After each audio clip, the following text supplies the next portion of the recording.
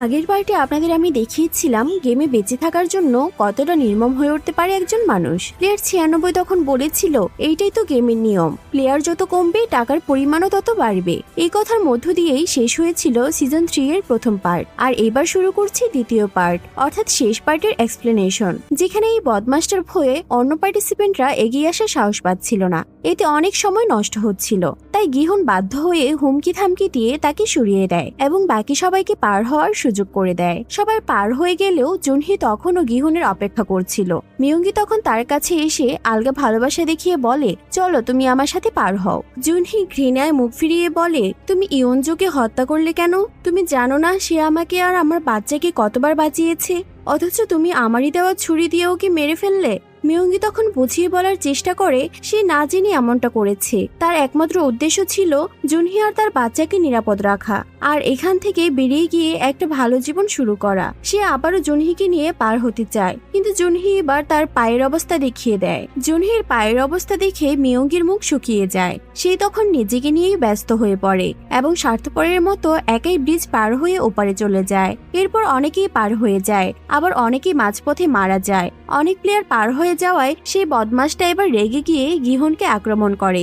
গিহন তখন আত্মরক্ষার্থে তাকে ধাক্কা দিয়ে ফেলে দেয়, আর সে নিচে পড়ে মারা যায়। সবশেষে মিনসু ড্রাগের শেষ ট্যাবলেটটি সেবন করে ব্রিজ পার হয়ে যায়, কিন্তু তখন সময় হাতে ছিল আর মাত্র 1 মিনিট। তবু গিহান চাচ্ছিল এই অল্প সময়ের মধ্যে জুনহিকে পার করিয়ে আনতে, কিন্তু জুনহির জানা ছিল এটা একদমই অসম্ভব। গিহান যদি এটা করতে যায় তবে তারও বাঁচার সম্ভাবনা থাকবে না। তাই জুনহি নিজেকে স্যাক্রিফাইস করার সিদ্ধান্ত নেয়। মরার আগে সে গিহানকে নিজের বাচ্চার দায়িত্ব দিয়ে যায়। এদিকে মার্স অফিসার নোল এবং আরেকজন প্লেয়ারকে বাইরে ডিউটিতে পাঠায়। আসলে আগের রাতে সে নোলের খাবারের ভেতর বাইরের গেটের চাবিও দিয়েছিল। এই সুযোগে যেই পথ দিয়ে তারা অর্গান স্মাগলিং করত সেই পথ দিয়েই নোল বাইরে পালিয়ে যায়। অন্যদিকে পঞ্চম রাউন্ড শেষ করে প্লেয়াররা আবার গণরুমে ফিরে আসে।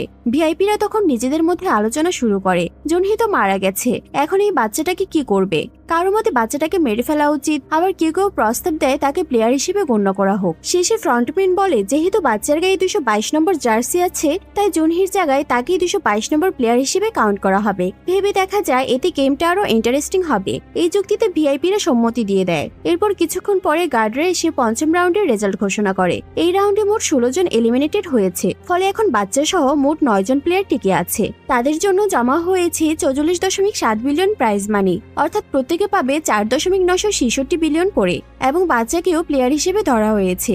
এ কথা শুনে বাকি প্লেয়াররা হইচই শুরু করে দেয়। তারা বলছে এই পর্যন্ত তাদের জীবনের ঝুঁকি নিয়ে খেলতে হয়েছে, আর বাচ্চাটা তো কিছুই খেলেনি, শুধু জন্ম নিয়ে 5 বিলিয়ন পেয়ে যাবে। এই নিয়ে তারা দ্বিমত পোষণ করে। বাচ্চার জন্য তাদের মাথাপিছু 700 মিলিয়ন করে কমে যাচ্ছে। তারা এটা মানতে পারছিল না, এজন্য তারা বাচ্চাটাকে মেরে ফেলার জন্য এগিয়ে আসে। তবে গার্ডরা তৎক্ষণাৎ তাদের থামিয়ে দেয় এবং জানায় এখন থেকে গেমের বাইরে আর কাউকে মারা যাবে না। তারা এবার থেকে ফেয়ার প্লে নিশ্চিত করবে। পঞ্চম রাউন্ড সফলভাবে শেষ করায় সব প্লেয়ারদের ভালো মানের পোশাক এবং খাবার উপহার দেয়। এইদিকে চুইকে পুলিশ স্টেশনে নিয়ে জেরা করা হয়। সে সমস্ত ঘটনা খুলে বলে, কিন্তু তার কথাগুলো এতটাই অবিশ্বাস্য লাগছিল যে পুলিশ তার এই আজগুবি কথাবার্তা বিশ্বাস করছিল না।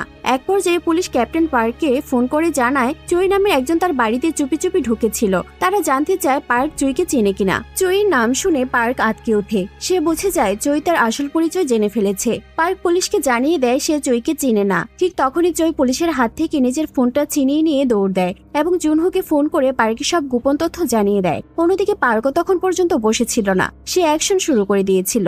একটি রাইফেল দিয়ে জুনহুর পুরো টিমকে হত্যা করে। শেষে কেবল একজন স্পেশাল ফোর্সের এজেন্ট বেঁচে ছিল। পার্ক তখন জুনহু কোথায় আছে সেটা জানতে চায়। ঠিক সেই মুহূর্তে পেছন থেকে জুনহু এসে হঠাৎ পার্ককে আক্রমণ করে বসে। এরপর সে চেষ্টা করে পার্কের মুখ থেকে স্কুইড গেমের জায়গা সম্পর্কে কিছু জানার, কিন্তু পার্ক মুখ না খুলেই মারা যায়। অন্যদিকে সবাইকে স্যুটটাই পরিয়ে খাবার পরিবেশন করা হয়। অনেকদিন পর ভালো খাবার পেয়ে সবাই মন ভরে খেতে শুরু করে। শুধু গিহনের গলা দিয়ে কিছু নাম ছিল না। তারা বাচ্চাটির জন্য দুধের ব্যবস্থা করে। খাওয়ার পর মার্কস ম্যানেজার জানায় এবার নেক্সট রাউন্ডের খেলা হবে কিনা সেটা নির্ধারণ করতে ভোট গ্রহণ করা হবে। সে নেক্সট রাউন্ডের ব্যাপারে কিছু হিন্টসও দিয়ে দেয়। সে জানায় নেক্সট রাউন্ডে কে এলিমিনেটেড হবে তাই এবার প্লেয়াররাই সিদ্ধান্ত নেবে। তাদের মধ্য থেকে অন্তত 3 জন প্লেয়ার এলিমিনেট হলেই বাকিদের উইনার ধরা হবে। তবে ইচ্ছে করলে 3 জনেরও বেশি প্লেয়ারকে এলিমিনেট করা যাবে, যার ফলে প্রাইজ মানিও বাড়বে। এরপর ভোট শুরু হয়। প্রথমেই গিহন ভোট দেয় গেম বন্ধ করার পক্ষে, কিন্তু তাতে তেমন কোনো কাজ হয় না। 2 জন ছাড়া সবাই গেম চালিয়ে যাওয়ার পক্ষেই ভোট দেয়। তাই গেমটা ফাইনাল রাউন্ড পর্যন্ত চালু রাখা হয়। এইদিকে নোল 16 নম্বর গাড়ির পোশাক পরা এক প্লেয়ারকে নিয়ে পালিয়ে যাচ্ছিল। তখন মার্কস অফিসারের ফোন আসে নোলের কাছে। মার্কস অফিসার জানায় নোল বেশি দূর পালিয়ে যেতে পারবে না, তাই তার প্লেয়ারকে ফেরত দেওয়াটাই ভালো হবে। নোল রাজি না হলে মার্কস অফিসার তাদের ডেটাবেস থেকে ওই প্লেয়ারের সব তথ্য বের করে। প্লেয়ারটির নাম ছিল পার্ক গিয়ংসিওক। তার সাথে নোলের কি কানেকশন এটা সে বুঝতে পারে না। তবে দর্শক, কানেকশনটা আমি আপনাদের বলে দিচ্ছি। সিজন 2 তে আমরা দেখেছি নোল যে শিশু পার্কে পার্ট টাইম কাজ করত, সেই পার্কে স্কেচে জীবিকা চালাতো সেই গিয়ংসিওক। তার একটি ছোট মেয়ে ছিল নায়ন, যার ব্লাড ক্যান্সার ছিল। নায়নকে দেখে নোলের নিজের মেয়ের কথা মনে পড়তো। গিয়ংসিওক তার মেয়ের চিকিৎসার খরচ জোগাতে স্কুইড গেমে অংশ নেয়। Red light green light game চলাকালীন গিয়ংসিওককে দেখে নোল চিনে ফেলে। এই কারণে বিদ্রোহের দিনেও সে তাকে না মেরে বাঁচিয়ে রেখেছিল। নোল চায় গিয়ংসিওক যেন তার মেয়ের কাছে ফিরতে পারে, তাই সে তাকে বাঁচানোর চেষ্টা করছিল। যাই হোক, স্কুইড গেমের কর্তৃপক্ষের কাছে প্রতিটা প্লেয়ার এবং স্টাফের সমস্ত তথ্য ছিল। এখন মার্কস অফিসার জানতে পারে গিয়ংসিওকের মেয়ে নায়ন ভর্তি আছে সেওন হাসপাতালের শিশু বিভাগের 4104 নম্বর কক্ষে। এইটা শুনে নোল বুঝে যায় এদের কাছ থেকে সত্যি পালাতে হলে ওদের ডেটা স্টোরেজ গুলো আগে ধ্বংস করতে হবে। তাই সে গিয়ংসিওককে ট্রলার নিয়ে দূরে চলে যেতে বলে, আর নিজে আবার স্কুইড গেমের পেছনের অ্যাডজাস্ট ফ্যানের মধ্য দিয়ে ভেতরে ঢোকে। অন্যদিকে খেলোয়াড়দের মধ্যে পরিকল্পনা চলছিল পরদিন তারা কাদের এলিমিনেট করবে। 6 জন শক্তিশালী প্লেয়ার একত্র হয়, এমনকি মিয়ঙ্গিও তাদের সাথে যোগ দেয়। তারা ঠিক করে ফাইনাল রাউন্ডে গিহান, বাচ্চাটা এবং মিনসুকে এলিমিনেট করে নিজেরা উইনার হবে। দূর থেকে গিহন তাদের কথাবার্তা শুনতে পারছিল এবং বাচ্চাটার জন্য টেনশন করছিল। রাতে যখন সবাই ঘুমিয়ে পড়ে, গিহান তখন জেগে থেকে বাচ্চাটার পাহারা দিচ্ছিল।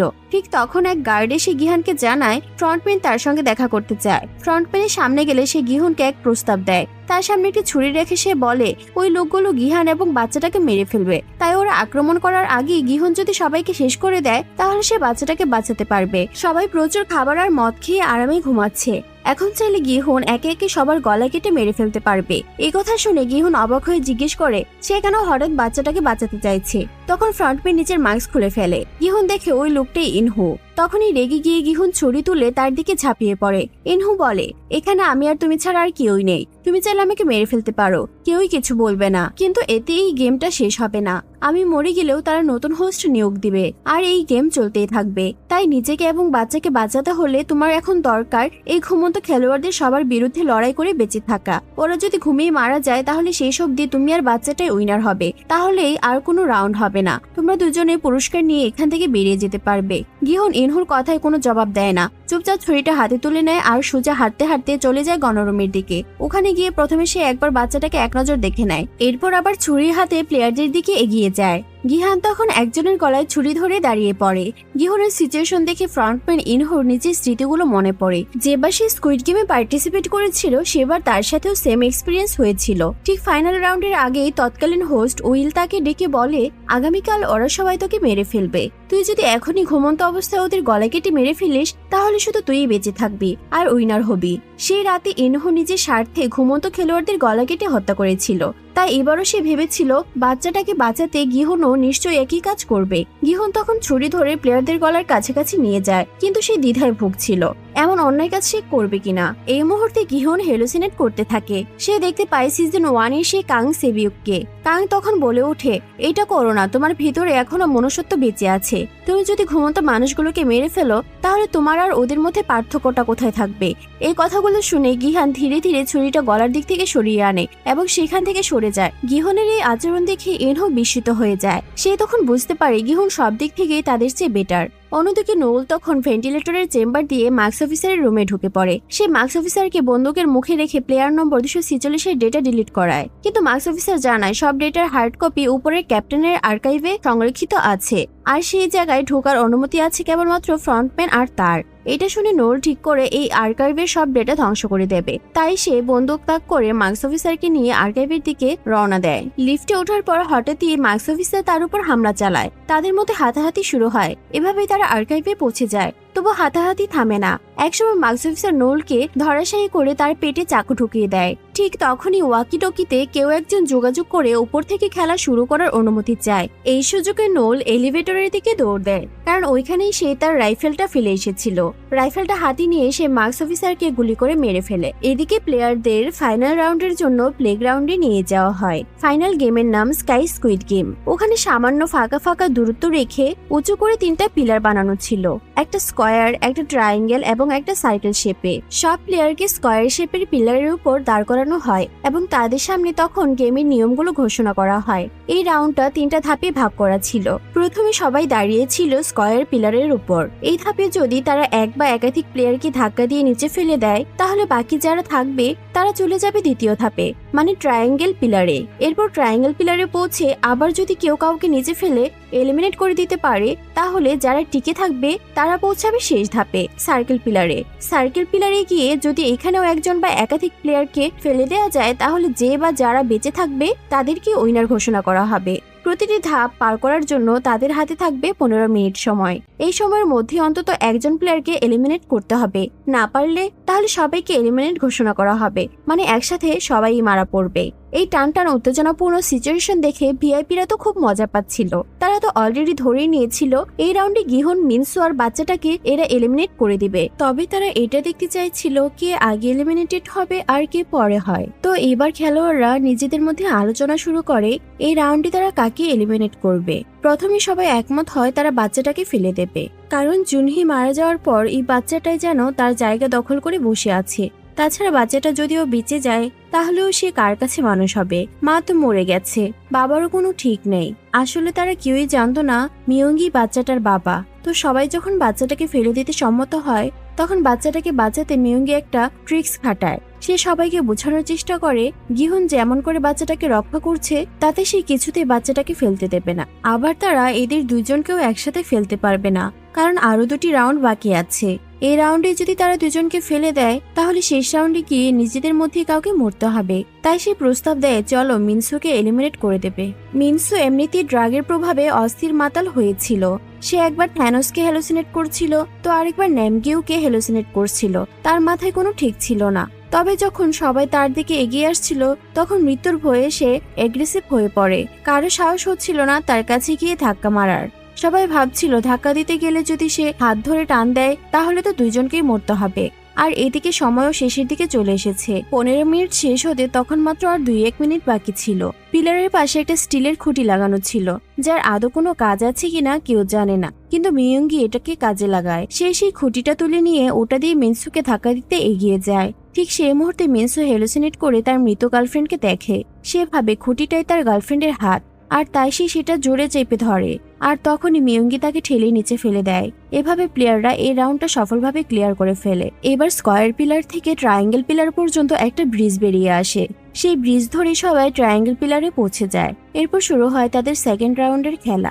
আগেরবারের মতো এবারও সবাই সিদ্ধান্তে আসে বাচ্চাটাকেই ফেলে দিতে হবে। কিন্তু গিহন এমনভাবে বাচ্চাটাকে জাপটে ধরে রেখেছিল কেউই ওর কাছ থেকে বাচ্চাটাকে আলাদা করতে পারছিল না। সবাই একের পর এক গিহানকে বোঝাতে চেষ্টা করে, তবুও সে কারো কথা শোনে না।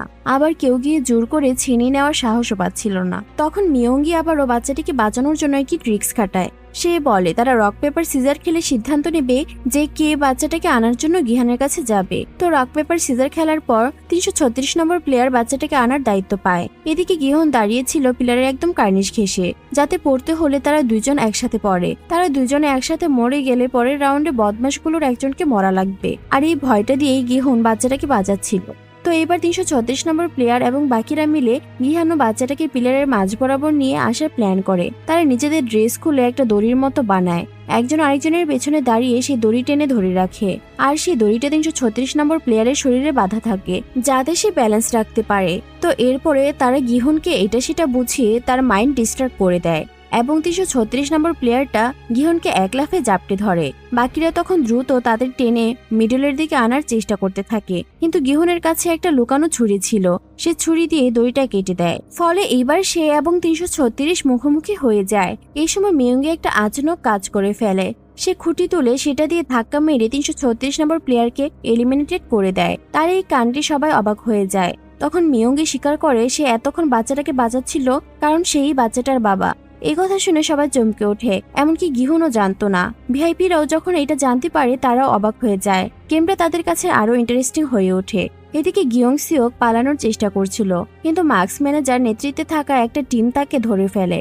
ঠিক তখনই জুনহো আর তার সহকর্মী এসে সেই টিমটাকে হত্যা করে ফেলে। গিয়ং সিওক তখন জুনহোকে জানায় সে ওদের লোক না। জুনহো তখন গার্ডের কোমরের স্ক্যানার দিয়ে গিয়ং সিওকের ঘাড়ে থাকা চিপ স্ক্যান করে নিশ্চিত হয় সে একজন প্লেয়ার হিসেবে এখানে এসেছিল, তাই আর তাকে কিছু বলে না, শুধু গেম কোথায় হচ্ছে সে এক্সাক্ট লোকেশন জেনে নেয়। গিয়ং সিওক লোকেশন দিয়ে দিলে জুনহো সেদিকে যাত্রা শুরু করে। অন্যদিকে প্লেয়াররা এবার কনফিউজড হয়ে পড়ে নেক্সট রাউন্ডে কাকে এলিমিনেট করবে, কারণ মিয়ঙ্গি এখন গিহানের সাথে যোগ দিয়েছে। তারা নিজেদের মধ্যে একজন দুর্বল প্লেয়ার বেছে নেয়। তারা 39 নম্বর প্লেয়ারকে হঠাৎ মারধর শুরু করে এবং পিটিয়ে পা ভেঙে তাকে আহত করে দেয় এবং পরের ধাপে গিয়ে নিচে ফেলে দেবে বলে ঠিক করে, তাতে গেম শেষ করে প্রাইজ মানি নিয়ে চলে যেতে পারবে। কিন্তু এই নিষ্ঠুরতা গিহনের একদমই পছন্দ হচ্ছিল না, তাই সে ছুরি হাতে তুলে নিয়ে সবাইকে সাবধান করে দেয়। তখন একজন গিয়ে গিহনের উপর ঝাঁপিয়ে পড়ে। গিহন বাধ্য হয়ে সেলফ ডিফেন্স করতে গিয়ে ছুরি দিয়ে মেরে ফেলে। এবার মিয়ঙ্গি ও ধস্তাধস্তির মধ্যে একজন প্লেয়ারকে ঠেলে নিচে ফেলে দেয় এবং জংডিকেও নিচে ফেলে দেয়।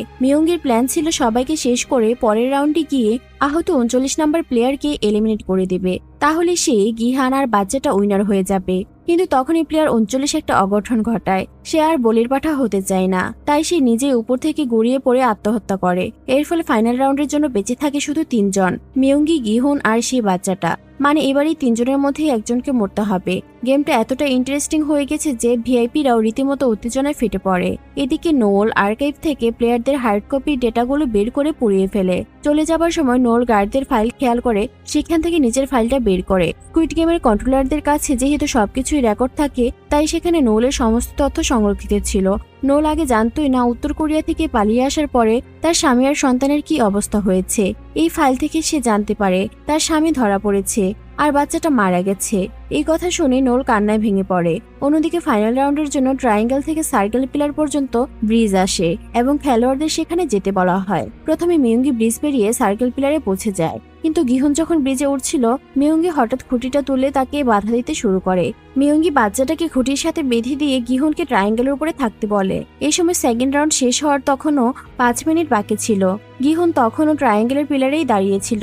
সে জানতো যতক্ষণ না সে সার্কেল পিলারে যাবে ফাইনাল রাউন্ড শুরু হবে না, তাই সে মিয়ঙ্গির চালটা বুঝে যায়। মিয়ঙ্গি আসলে চাচ্ছে গিহান ট্রায়াঙ্গেলের উপরেই থেকে যাক, যাতে সেকেন্ড রাউন্ডে সে এলিমিনেট হয়ে যায়। তারপর মিয়ঙ্গি ফাইনাল রাউন্ডে বাচ্চাটাকে ফেলে দিয়ে নিচে উইনার হতে পারবে। একজন বাবা হয়েও নিজের সন্তানকে এভাবে মারবে, এই ভাবনাটা গিহানের জন্য সহ্য করা কঠিন হয়ে পড়ে। তবুও বাচ্চাটাকে বাঁচাতে সে মিয়ঙ্গিকে অনুরোধ করে তাকে সার্কেল পিলারে উঠতে দিতে। গিহন প্রতিশ্রুতি দেয় ফাইনাল রাউন্ডে সে নিজেই নিজেকে স্যাক্রিফাইস করবে। তখন মিয়ঙ্গি যেন বাচ্চাটাকে নিয়ে চলে যেতে পারে। সে বলে, আমি জুনহিকে কথা দিয়েছি বাচ্চাটাকে আমি প্রোটেক্ট করব। কিন্তু মিয়ঙ্গি গিহানের কথা একটু বিশ্বাস করে না। উল্টো সে জুনহি আর গিহনের সম্পর্ক নিয়ে আজেবাজে সন্দেহ করতে থাকে। গিহন বুঝে যায় এই ছেলেটা একেবারেই বেয়াদব। এদিকে সময় শেষের দিকে চলে আসছে, আর মিনিট খানেকের মধ্যে যদি ব্রিজ পার না হয় তাহলে ব্রিজটা বন্ধ হয়ে যাবে এবং সে বাচ্চা সহ এলিমিনেটেড হয়ে যাবে। এই অবস্থায় গিহন বাচ্চাটাকে মিয়ঙ্গির হাতে দিয়ে দেয়। এরপর ঠিক সময় মতো ব্রিজটা বন্ধ হতে শুরু করে, কিন্তু একদম শেষ মুহূর্তে আচমকা একটা ঝাঁপ দিয়ে গিহন সার্কেল পিলারের উপর উঠে আসে। এরপর মিয়ঙ্গির সাথে তার হাতাহাতি শুরু হয়। এক পর্যায়ে মিয়ঙ্গি বাচ্চাটাকে ঢাল হিসেবে ব্যবহার করে। সে বাচ্চাটাকে তুলে ধরে এবং ফেলে দেওয়ার হুমকি দেয় যাতে গিহন দুর্বল হয়ে যায়। গিহন বাচ্চাটাকে বাঁচাতে নিজের ছুরিটাও ফেলে দেয়। এই সুযোগে মিয়ঙ্গি আচমকা গিহনের উপর ঝাঁপিয়ে পড়ে। আবারও হাতাহাতি শুরু হয়। এক পর্যায়ে দুজনেই পিলার থেকে পড়ে যায়। তবে গিহন পড়ার সময় পিলারের কার্নিশে থাকা একটা রড ধরে ফেলে, যার ফলে সে বেঁচে যায়। কিন্তু মিয়ঙ্গি নিচে পড়ে মারা যায়।